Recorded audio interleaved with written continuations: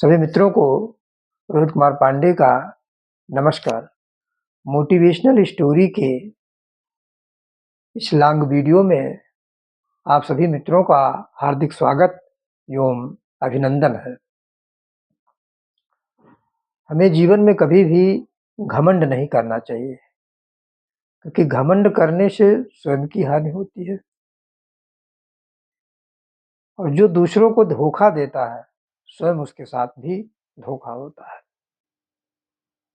भारत पर जब मोहम्मद गोरी ने आक्रमण किया था तो पृथ्वीराज चौहान और जयचंद्र में शत्रुता थी। जयचंद्र ने इसका लाभ उठाना चाहा। जयचंद्र ने मोहम्मद गोरी को पृथ्वीराज के विरुद्ध आक्रमण करने के लिए कहा था। गोरी ने पृथ्वीराज चौहान पर आक्रमण किया था, पृथ्वीराज चौहान को पराजित किया था। लेकिन गलत अगर जयचंद्र ने किया तो जयचंद्र को ही उसकी सजा मिली। गोरी ने जो है जयचंद्र के राज्य को भी अपने अधीन कर लिया था, तो उसने पृथ्वीराज चौहान के साथ धोखा किया तो उसे भी धोखा मिला। तो आज की कहानी इसी घमंड और दूसरों को धोखा देने की स्थितियों पर आधारित है। एक तालाब था, वहाँ एक मेढक रहता था। तो मेढक बड़ा घमंडी था, उसकी अन्य मेढकों से बनती नहीं थी।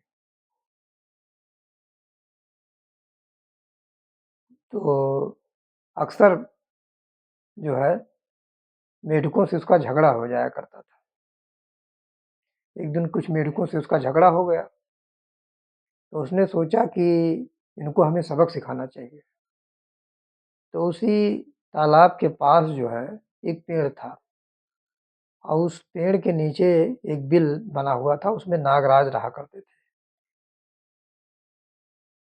एक सांप रहता था। तो मेढक उस सांप के पास आया और उसने कहा कि आपका आहार मेढक है, आप मेढक को बहुत खाते हैं, मैं आपको मेढक दूंगा, बहुत सारे मेढक दूंगा खाने के लिए।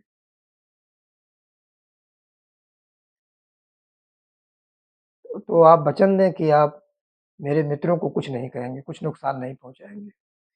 भाई झगड़ा हो गया था, तो उसका बदला लेने के लिए उसने यह कार्य किया था। तो सांप ने कहा ठीक है, मैं आपके मित्रों को कोई नुकसान नहीं पहुंचाऊंगा। एक दिन खेल खेलने के बहाने मेढक जो है अन्य मेढकों को तालाब के बाहर ले आया और सांप जो है वहां मेढक की प्रतीक्षा कर रहा था। जैसे ही मेढक आए, सांप उनको खा गया।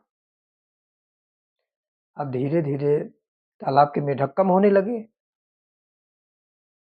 जैसे ही मेढक आते वो खा जाता था, वो अन्य मेढकों को हमेशा लाता था और सांप उसको खाता रहता था। एक दिन सांप ने मेढक से कहा, और भी मेढक हमें दीजिए, मुझे भूख लगी है। तो मेढक ने कहा, अब तो आप सारे मेढक को खा चुके हैं, अब कोई मेढक बचा नहीं है। सांप मुस्कुराया, हंसते हुए उसने कहा कि अरे नहीं, ऐसी बात नहीं है, आप तो बचे हैं ना। बस क्या था, उसने उस मेढक को पकड़ लिया और पकड़ करके उसका शिकार कर लिया। तो उसने सबक सिखाने के लिए, अन्य मेढकों से उसका झगड़ा हो गया था, उसको जलन हो गई और उनको सबक सिखाने के लिए उसने ये कार्य किया था। तो उसका फल उसे स्वयं मिल गया। जो उसने किया उसे उसको स्वयं भरना पड़ा। तो इसलिए अगर आप दूसरों के साथ धोखा करेंगे तो आपके साथ स्वयं धोखा होगा। तो सभी मित्रों को बहुत बहुत धन्यवाद हमें सुनने के लिए। ये कहानी कैसी लगी